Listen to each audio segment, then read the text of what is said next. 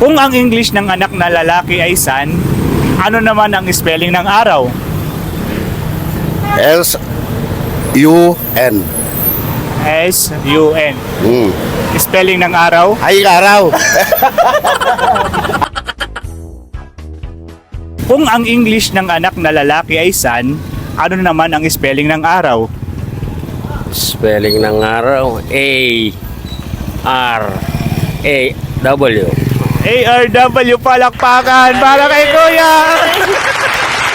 Kung ang English ng anak na lalaki ay sun, ano naman ang spelling ng araw? A-R-A-W. A-R-A-W, correct! Palakpakan! Ayun lang ba? Kung ang English ng anak na lalaki ay sun, ano naman ang spelling ng araw? A-R-A-W. Oh, tama! Palakpakan!